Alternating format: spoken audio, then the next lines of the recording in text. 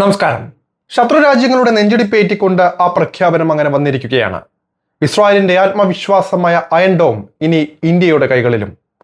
Iron dome വ്യോമ പ്രതിരോധ സാങ്കേതിക വിദ്യ ഇന്ത്യക്ക് കൈമാറാൻ തയ്യാറാണെന്ന് ഇസ്രായേൽ കോൺസൽ ജനറൽ യാനിവ് റവാജ് വ്യക്തമാക്കിയതോടെ ഇന്ത്യയുടെ പ്രതിരോധ കവചങ്ങൾ കൂടുതൽ ശക്തി പ്രാപിക്കുകയാണ്. പ്രധാനമന്ത്രി നരേന്ദ്രമോദിയുടെ ഇസ്രായേൽ സന്ദർശനത്തിന് മുന്നോടിയായാണ് സുപ്രധാനമായ ഈ പ്രഖ്യാപനം ഉണ്ടായിരിക്കുന്നത്.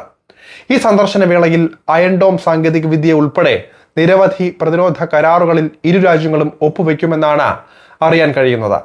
ഇന്ത്യൻ അതിർത്തികളിൽ വെല്ലുവിളി സൃഷ്ടിക്കുന്ന പാകിസ്ഥാനും ചൈനയ്ക്കുമാണ് ഈ നീക്കം ഏറ്റവും വലിയ തിരിച്ചടിയാകാൻ പോകുന്നത്.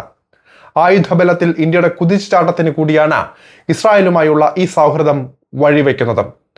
എന്തുകൊണ്ടാണ് ലോകരാജ്യങ്ങൾ ആയുധങ്ങളിലെ കേമനായി അയൺ ഡോമിനെ വിശേഷിപ്പിക്കുന്നത്? നോക്കാം. ലോകത്തിൽ വെച്ച് തന്നെ ഏറ്റവും മികച്ച പ്രതിരോധ സംവിധാനമായാണ് അയൺ ഡോം സിസ്റ്റം അറിയപ്പെടുന്നത്.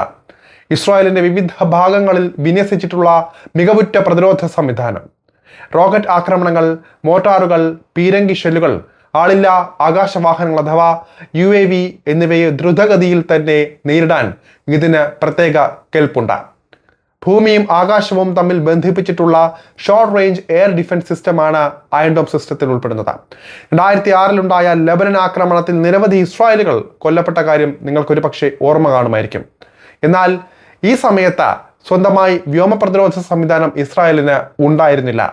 ഇതോടെയാണ് ഇത്തരത്തിലൊരു സംവിധാനം നിർമ്മിക്കാൻ രാജ്യത്തെ പ്രേരിപ്പിച്ചതും. നിരവധി പരീക്ഷണങ്ങൾക്കും കഷ്ടപ്പാടുകൾക്കും ഒടുവിൽ 2011 മുതൽ അയൺ ഡോം സംവിധാനം രാജ്യത്തെ സംരക്ഷിക്കാൻ തുടങ്ങി.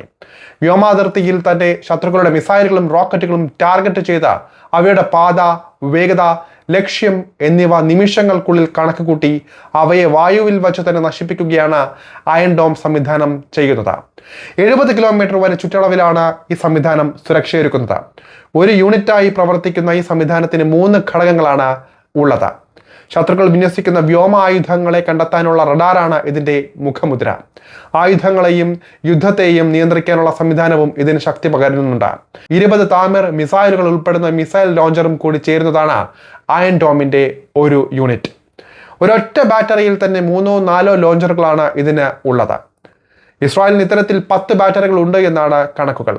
സർക്കാരിന്റെ കീഴിൽ പ്രവർത്തിക്കുന്ന ആയുധ കമ്പനിയായ റഫേൽ അഡ്വാൻസ്ഡ് ഡിഫൻസ് സിസ്റ്റം ആണ് അയൺ ഡോം സംവിധാനത്തിന്റെ നിർമ്മാതാക്കൾ.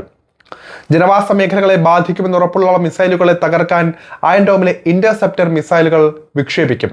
ഒരേ സമയം വിക്ഷേപിക്കപ്പെടുന്ന 100 കണക്കിന് റോക്കറ്റുകളെ നേരിടാനും ജനവാസ കേന്ദ്രങ്ങളെ ഇത്തരത്തിൽ സംരക്ഷിക്കാനും ഇതിന് സാധിക്കുന്നതാണ്.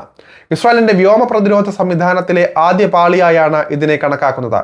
ദീർഘദൂര ബാലിസ്റ്റിക് മിസൈലുകളെ നേരിടാൻ ഡേവിഡ് സ്ലിംഗ്, ആരോ സിസ്റ്റം തുടങ്ങിയ മറ്റ് അത്യാധുനിക സംവിധാനങ്ങളെയാണ് ഇസ്രായേൽ പ്രധാനമായും ആശ്രയിച്ചിരുന്നത്.